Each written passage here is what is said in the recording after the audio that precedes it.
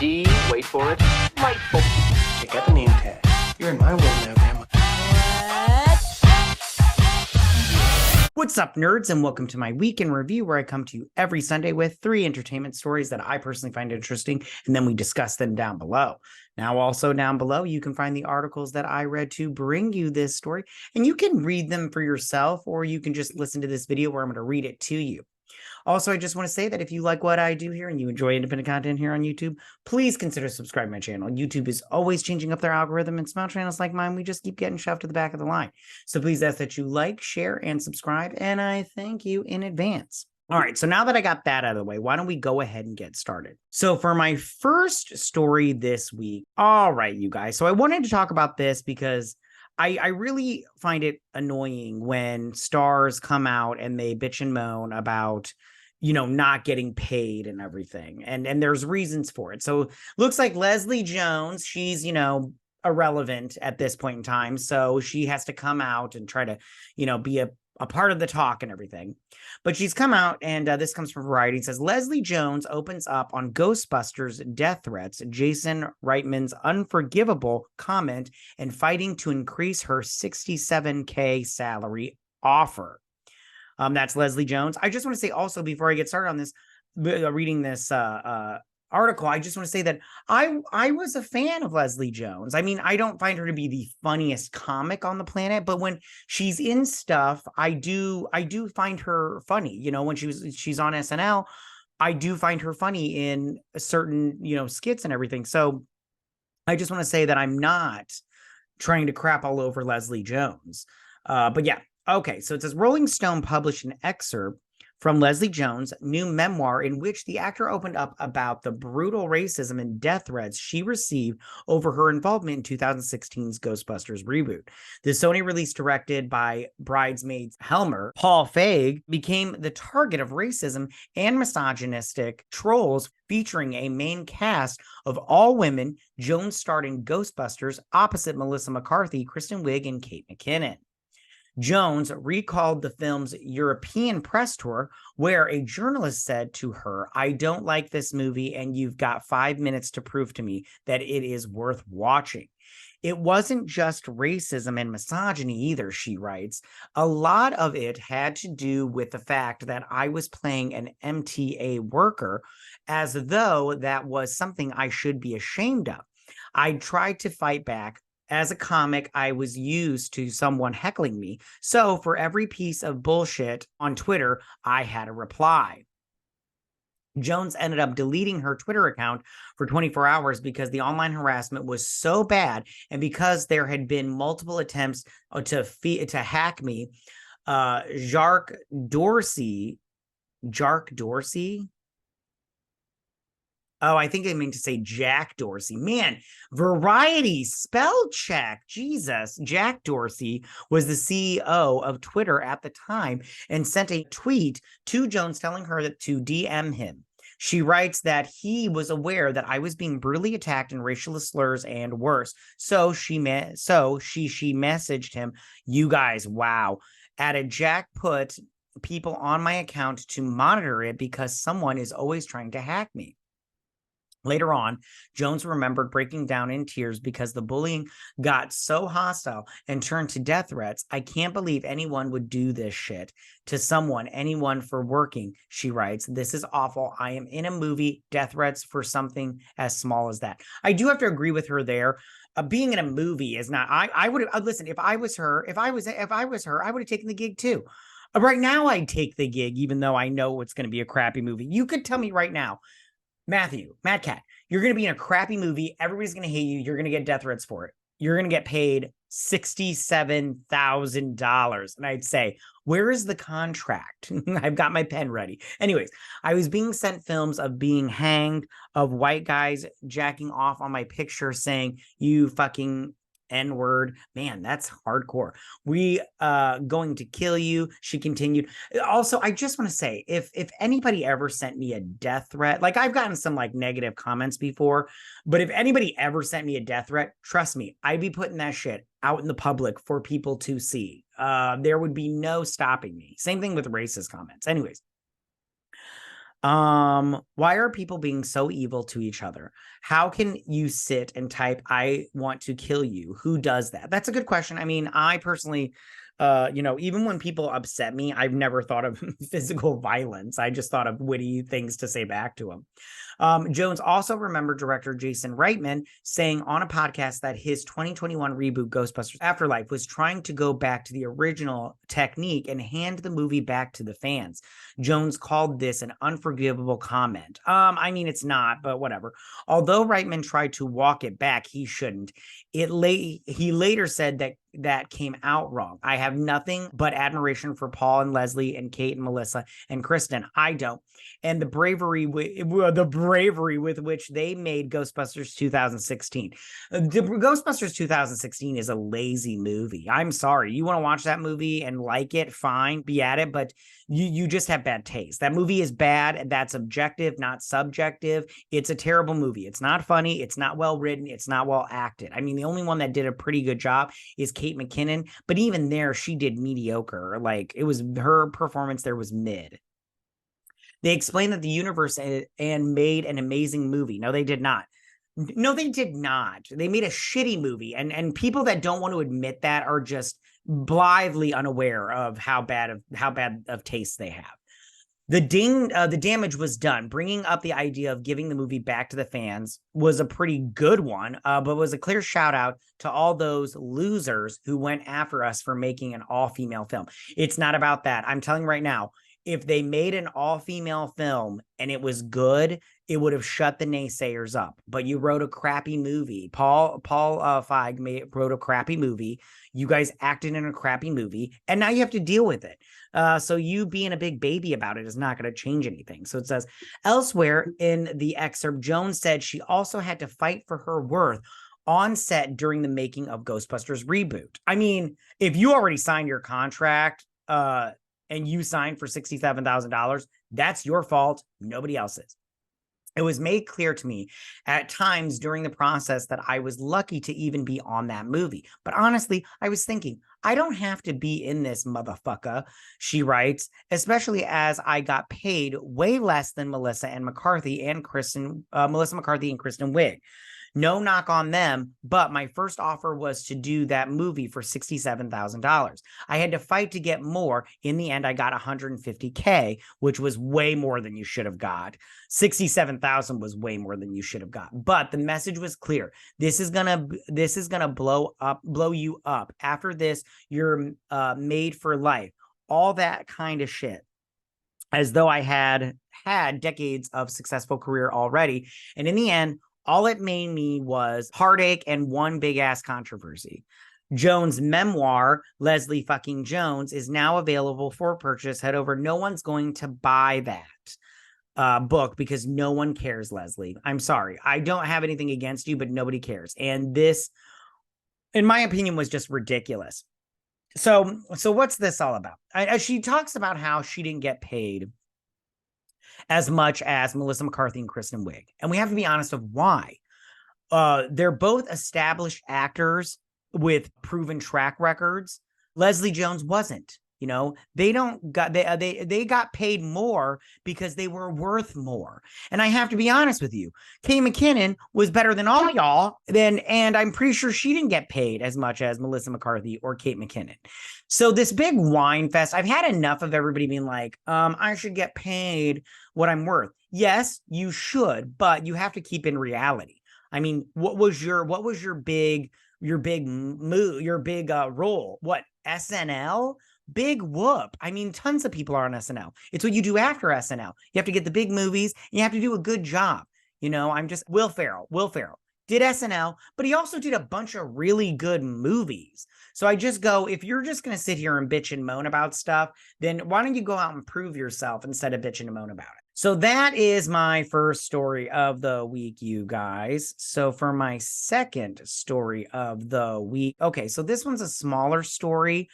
But, right now, times are tough when it comes to entertainment news. And you have to scrape the bottom of the barrel. You know what I'm saying? So it says, The Riddler, Secrets in the Dark. Colman Domingo joins cast as Batman. Now, I just want to say real quick, and I'll mention it. He's not the first black man to voice Batman in a podcast, because that's what this is. It Colman Domingo will be taking on the role of Batman, joining Hassan Minhaj, the Riddler, on Spotify and DC's The Riddler Secrets in the Dark. Now, I'll mention Minaj. I will mention Minaj because he's got a controversy going on right now. That's what makes me not going to listen to this because of that. If you haven't had a chance to check out the Spotify and Warner Brothers Discovery have been doing over at the auto drama side of the DCU, you should definitely carve out time in your busy schedule, because the Winston Duke starring Batman Unburied was one of the most creative takes on the Dark Knight in a very long time. It was, I listened to that podcast. It was okay. It wasn't like the best thing ever, but it was all right. Like, I mean, it was a decent story, but it wasn't groundbreaking. I'll tell you that right now. So I just want to say that. But Winston Duke did an all right job. He did fine. It just wasn't groundbreaking. I just want to say that right now. Coming up, they have Christina Ricci and Bill Meneses, I don't know how to say that, tapped to lead Harley Quinn and the Joker. Sound Mind, a 7-episode auto series written and directed by Ellie Horowitz, Homecoming.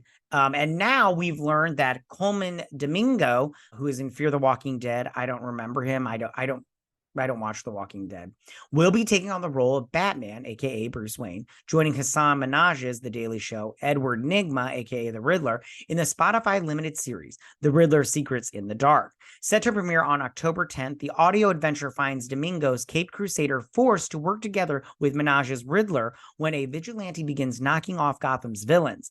And considering Nygma is one of Batman's biggest big bads, it wouldn't be a spoiler to say that the Riddler's on the vigilantes list too. Joining Domingo and Minaj and the Riddlers in the Dark are Gina Ramirez as Barbara Gordon, Colm Worthy as the Messenger, Hannah Simone as doesn't matter. This is the cast list, you guys. So it says listeners can enjoy the Riddler Secrets in the Dark on October 10th. With the 8 episodes dropping that day. So first things first, let me just address the Colman Domingo casting. I think this is fine. You know, I like I said before, I listened to the Winston Duke Batman one, and it was fine. Like I said, it was fine. I don't think it's a big deal having a Black person voice Batman. I just want to say, though, it is a little hypocritical when they say they don't want minorities to be voiced by white people, which has happened in the past. They want minorities to be voiced by the race of the person that's voicing them. But so I just think it's a little bit of a hypocritical move in terms of Hollywood, but that's Hollywood how it is these days. They're hypocrites all the way around. Now, as far as Hassan Minaj, he has a little bit of a controversy going on, which I will not be listening to this because of that. He lied in his comedy routines about a lot of stuff, and it wasn't a lot of people some people like Whoopi Goldberg are defending him, but Whoopi Goldberg's all like, "Hey, I'm Whoopi. Jews aren't people," and you're like, "Wait, what?" So long story short, Hassan talks about in his comedy specials, he tries to make some of it political. It's like half comedy, half political. The political part is he tries to use these racist stories that have happened to him in life, but really they're just lies. They're not over the top stuff. For instance, one of them was he asked a white girl to prom. She said yes. He showed up the night of prom. She had lied and now was going with a white boy because he said her parents didn't want to be seen in pictures with a brown boy at their prom. And the truth of that, and he literally invited this woman and her husband to his show where they then plastered their faces on the screen. And that woman was then doxxed. And by the way, this was a complete lie. She had turned him down for prom well before prom had come out, and all of this was done by a reporter. She had went and done the research and found out that he was just a big fucking liar. But she had turned him down way before prom, and then he invited her to the show, plastered her picture up on the screen. She was then doxxed and harassed because of a lie. And then when she went to him and voiced her concern, like, "Hey, I'm being harassed right now, I need you to really fix this," He didn't do anything about it. He just told her to buck up and everything. He didn't say those words, but he told her, it sounds like a big load of not my problem, white girl. And he just lied about it. That's just one story out of so many. He is a liar that's the thing about these race baiters is they lie so they can have something to feed off of. Racism, it's supply and demand. There's no supply. There's a demand for it, and he is creating the supply.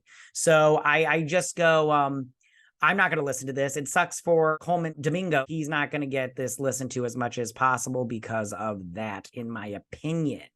And I'm definitely not going to listen to it because of that. So that is my second story of the week. So for my third and final story of the week, and this one's more of just like a fun article. I did this one because, again, I'm scraping the bottom of the barrel, you guys, trying to find 3 stories for Sunday. But anyway, so this one, it calls The Dark Knight Trilogy's David S. Goyer reveals that what happened after Rises and confirms Riddler casting rumors. So I thought this was interesting because I thought that it would always have been nice to see what happened after, The Dark Knight Rises. And I always thought, well, the Riddler would be really good to bring in. I personally would have cast Liam Neeson, but I mean, we'll go on to talk about this. So it says, while his contributions to the franchise are often overlooked, writer David S. Goyer, we need to real quick. I just want to say this right now. David S. Goyer is a good story guy. Like, he comes up with a really good story, but when he writes a full script, it's usually not that good, in my opinion. It's just usually not that great. David S. Goyer was instrumental in the creation of Christopher Nolan's The Dark Knight trilogy. The director enlisted Goyer to help him write the story and script for Batman Begins, while Scribe also penned the stories for The Dark Knight and The Dark Knight Rises before Christopher and his brother Jonathan penned the scripts. So he just helped out with that first movie, which I do like, but the second movie is a far superior movie, in my opinion, and one of the best comic book movies ever. It's quite good. Could the team reunite for a fourth outing? I don't think that's ever going to happen, Goyer stated during a recent edition of the Happy, Sad, Confused podcast, and I wouldn't want to do another Batman project either. That tracks with what Nolan said as recently as during Oppenheimer's press tour, but there were other exciting details to be found in this conversation. Among them was the fact that Goyer pushed for the director to cast Jake Gyllenhaal as Bruce Wayne in place of Christian Bale. And remember those hard-to-believe rumors about Leonardo DiCaprio being eyed to play the Riddler in The Dark Knight Rises. Many of you probably won't, as those reports first did the rounds in the late 2000s and early 2010s, and most of us scoffed at them back then. It says, it turns out the rumors were true. After The Dark Knight, the head of Warner Brothers at the premiere said, you got to do the Riddler, Leo as the Riddler. You got to tell Chris Leo as the Riddler, Goyer recalls. And that's not the way we work. Nolan instead chose to focus on Bane and Catwoman, of course, all while introducing a new Batman in Joseph Gordon-Levitt's John Blake/Robin. While we're not getting another movie, Goyer confirms the character took over the mantle and became Gotham City's new Cape Crusader in Bruce's place. The Dark Knight trilogy consists of Batman Begins, The Dark Knight, and The Dark Knight Rises, all directed by Nolan. Creatively grossing, that's not that fun. It says Batman was later rebooted in the DC Extended Universe when Ben Affleck took over the role in Batman v Superman: Dawn of Justice. His time as the character, let's see. However, get another new version. So that's the end of the article. So I want to talk about this. How do I feel about it? I think that this is not a bad idea. I like Leonardo DiCaprio. I think he's very good at what he does, in terms of acting. And I think that he would have been a great Riddler. I think he would have been great in anything that he does. I think that he's a very good actor. Very, very good. I wish they would have gone with something else in that third movie. I really think that movie kind of falls off the rails a little bit. I do think that it was just, Christopher Nolan just did it because he had to contractually, but his heart wasn't in it. And I wish he had either not done it or they had not done it or given it to somebody else, because it was very obvious that he wasn't into it and he didn't care. But yeah, I mean, we always think of what could have been, but we'll never get there. We'll never get to see this casting and see what Leonardo DiCaprio would have done with this. All right, you guys. So those are my 3 stories of the week. Tell me, what do you guys think about this? How do you feel about Leslie Jones whining in her memoir about not getting paid as much? Well, the first outing, not getting paid as much, and then, complaining that to get a bigger salary. Do you agree with me that you think that Kristen Wiig and Melissa McCarthy were more established actors and deserve to get paid more? Because people, let's be honest, if it was a small percentage of people going to see this movie because of Leslie Jones. But, or do you think she was 100% in the right to complain and whine about her salary and everything? And then are you going to buy this book of hers? Because, let's be honest. I like Leslie Jones, but I don't like Leslie Jones enough to care about reading her memoir. I don't care what happened in her life. Tell me, how do you guys feel about Colman Domingo getting cast as Batman in this new The Riddler Secrets in the Dark? And then how do you feel about that Hassan Minaj's controversy? Will this keep you from listening to this podcast? Like I said before, the other one was pretty good, that Batman Untamed or Unburied, but I'm not going to listen to this one because of that. But I do like, I'm proud of, I'm happy for Colman Domingo. Hopefully he gets more, work off of this, and we'll see how that works out. And then finally, tell me, how do you guys feel about David S. Goyer revealing that Leonardo DiCaprio would have played the studio wanted him to play the Riddler in that 3rd installment in the Dark Knight trilogy? Do you think that would have been a better movie? Do you think that would have been at least a more interesting movie? Or do you like The Dark Knight Rises as is with Bane and Catwoman and all that stuff? But tell me what you guys think about all of this. You can go ahead and leave all your comments in that section down below. If you like this video, go and hit that like button. I won't mind. If you're on my channel, please hit that subscribe button. I'd greatly appreciate it. And I will see you guys on my next week, on my week in review. You guys have a good week. Bye. Hey nerds, if you like this video, go ahead and click that Geek What icon and subscribe. And if you like this video, go ahead and join me every Sunday with my Week in Review.